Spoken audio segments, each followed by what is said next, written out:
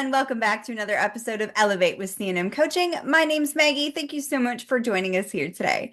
Today, we're going to talk about something I think is super important when it comes to sales calls, collections calls, service calls, managerial calls, and that is de-escalating or objection handling. Now, technically, they're two different things, but for the purposes of this podcast, I'm going to give you the same advice for both, and it is going to kind of depend on what your objection is as to how you handle it and what you say. But the techniques that I'm going to teach you are still going to be valid in a de-escalation scenario or an objection scenario like best price, things along those lines. So the first thing that I want to talk about is what do we do when we have a customer that calls in and they're super frustrated or angry and we can't get them to calm down? So here at C&M Coaching, you can actually purchase de-escalation training from us. It is something that we do teach. And because of that, I'm not going to go super in depth today because I still want to be able to keep some secrets for our customers who have paid for this service and those down the road that may want to as well. But I want to give you some basic broad tips that can help you in different situations that you may find yourself in. So one of the things that happens is the customer calls up and they're angry about something or they're frustrated. Whatever it is, they're taking it out on you because you've answered the phone. Maybe they've been transferred to you. Maybe you're the manager and it's your job to figure out how to handle this scenario. The first thing that you want to do is let the customer talk.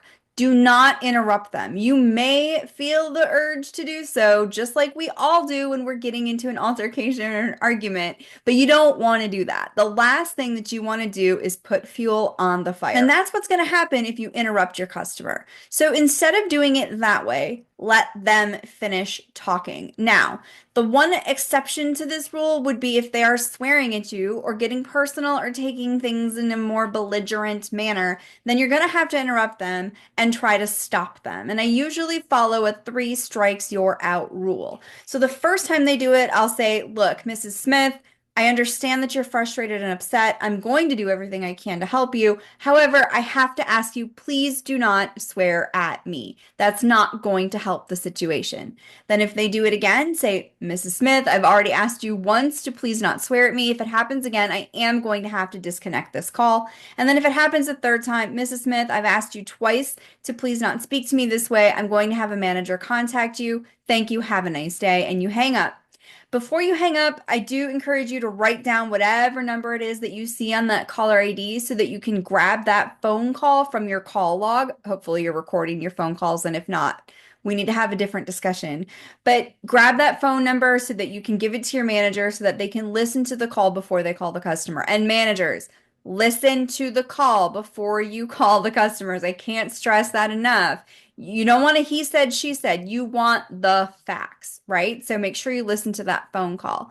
But follow that 3 strikes you're out rule and then do not interrupt your customers. So that's very important. If you start interrupting them, you're not going to like where the conversation goes and you're only going to make things worse. Now, the second tip that I have for you is that you're going to want to repeat whatever the customer has explained as their situation or whatever they're frustrated about back to them.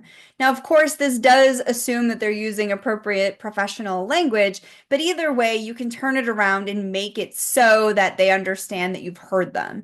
This is one of the most important parts of de-escalating any scenario because your customer feels frustrated and anger, and they want you to feel as angry and frustrated as they are. And that is why they are attacking you in this way or saying the things that they're saying, because to them, you don't understand what they're going through. There's no possible way you could understand what they're going through. Now, we all know that's just not the case. And we've all been through difficult and frustrating situations before, but your customer isn't thinking clearly. They want you to hurt the way that they're hurting. So make sure that you understand their frustration and use that verbiage back at the customer. For example, Mrs. Smith, I really understand how frustrating it can be when you go outside to start your car and it's not starting. I apologize that this has been a reoccurring issue. Let me get some information from you so that we can work together to get this situation resolved for you. And that might mean that you have to get a tow truck out there and go a little bit above and beyond for the customer. But that's your ultimate goal, is to try to repeat the issue back to them, tell them, I hear you, I understand what you're saying. Now let me see how I can help. And then from there, turning the situation around. On the back of that, it's also very important that you do not take this personally. even if they are personally attacking you as an individual. Do not take it personal. Now, I know how hard that is. I worked in mental health and I dealt with patients that were struggling and suffering from different mental illnesses. And sometimes they would take it out on you very seriously and very personally, and they would say things to attack you or threaten you. And it was very difficult for me to separate myself from what it was that they were saying. So I do know firsthand what that is like. And I do know firsthand how difficult it can be for you to go, all right, they're not actually meaning anything they're saying right now, especially if they're being threatening. On the other side of that, though, you shouldn't take being threatened. Don't allow a customer to threaten you and follow the three strikes you're out rule if you get into a sticky situation and you cannot get yourself out. So repeating things back to the customer is important. Try to find the issue in their sentence or in their complaint, pluck it out, and then from there, do the best you can to repeat it back to the customer and then start to gather your details. Now, there are going to be situations where even though they're frustrated about something, you can't help them or you can't fix it. Be careful to not make promises to the customer that you cannot keep. Don't say things like, I will get this fixed for you, or I can solve this for you. Now, if it is something where you're pretty sure you can handle it, then you can say, let me see what I can do to help. Otherwise, it's let me gather some information from you and we'll take it from there. Or let me gather some information from you and I'll get all the facts together and get you an answer, because it's not necessarily going to be a solution and it may not be something that they like. Now, once you get all the facts together, now you have to determine how to give the information to the customer. One of the most important things to keep in mind is that you always want to set a clear expectation with that person.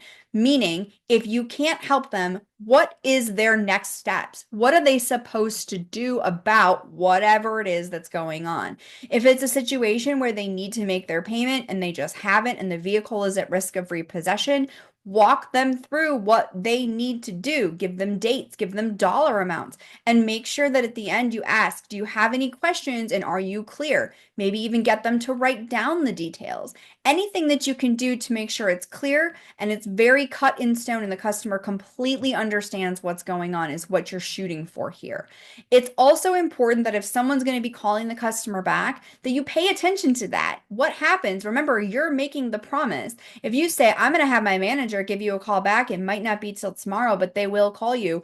Your job is to make sure that somebody calls that customer back and maybe even follow up with them. Don't just write it off and send the message or stick it on a post-it note and expect your manager to follow through. We all know that things can happen. There's a lot of moving pieces at a dealership. So make sure that you follow up and make sure that it was handled.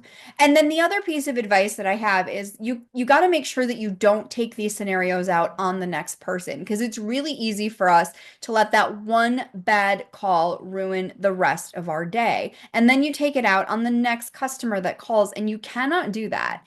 If you have to take 10 deep breaths, do it. Make sure you take good notes. I see a lot of situations where we can have a crazy phone call come into your call tracking and log into the CRM and there's no notes about what happened.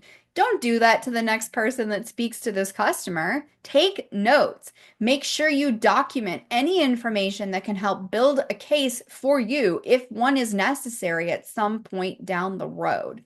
Now, when it comes to handling objections, I'm talking like simple stuff. You can use these exact same processes. Like, let's say the customer's really pushing you for a down payment amount, or maybe it's an approval. I really want to know if I'm approved. Okay, Mrs. Smith, I completely understand that being approved before you come in is very important to you. However, I do want to make sure that you know what's important to us, and that is going to be protecting your identity. Therefore, we don't do any approvals over the phone. We want you to come into the store, we want to see your face, and we want to see your driver's license and make sure that you're the same person. This is something that we've implemented to protect every customer that wants to purchase from us. We hold ourselves to a high standard. So what you're doing here is you're taking what your customer has said, you're using the answer to her question to flip it around and giving her actual facts, but also setting a precedent, explaining to the customer what's going to happen next. Like, this is how I can get you the answer. This is what I can do for you, but this is what you got to do for me in order for this to work. And that is really important to be clear with your customers. You don't want things to be fuzzy and gray. Yep, just send in your application and we'll go from there. What's that mean? Is somebody going to call me? Anytime you're doing an application, you want that customer in front of you. Yes, of course, you want to protect their identity, but there's other reasons that we want to do it too. We don't want to be used just to approve a customer so they can go buy from our competitor. But anytime you're dealing with an objection, use that same technique. You can also sometimes handle an objection by answering the question with a question. Hey, what's the mileage on this vehicle? Hey, that's a great question. Did you have a mileage range in mind? And then from here, you can answer the customer's question appropriately. Well, we have a wide variety of vehicles available. I'm pretty sure we're going to have something that matches the mileage requirements you've set for yourself. Why don't you come on in and take a look at what we have? Or, hey, great news, that vehicle matches within your mileage range. We're open till 7.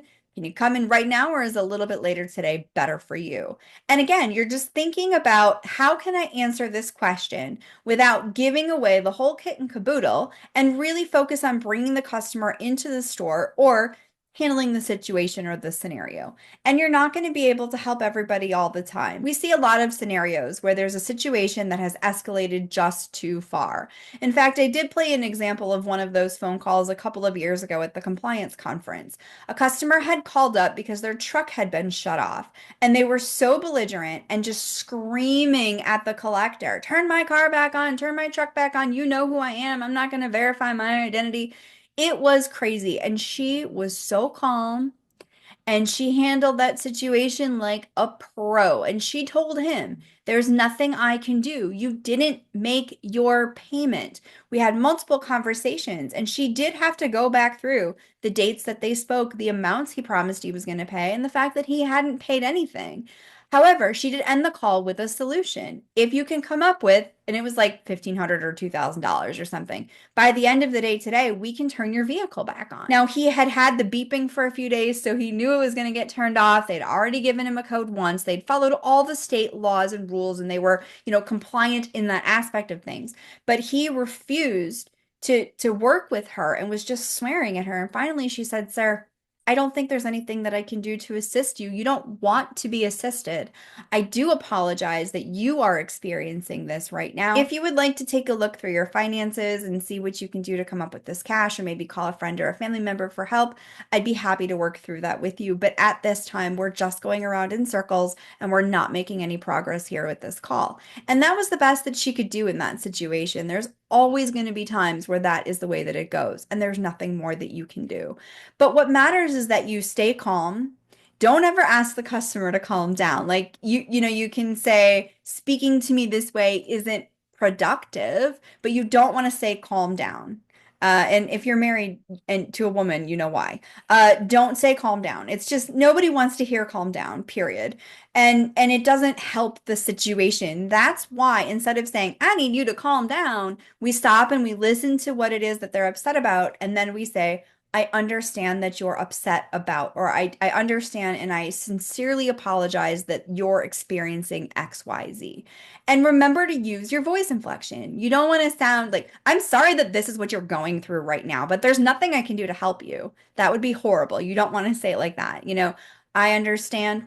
I'm sorry that this is what you're going through right now. At this time, there is nothing more that I can do to assist you unless XYZ happens. And you're changing your vocal tone. Pay attention to how you sound, because sometimes, like, how they say your face sometimes says things that your mouth hasn't. Well, your vocal tone says things that your words haven't. And so pay attention to your voice inflection and how you sound, and don't have an attitude when you're trying to help these people, because that will make things worse.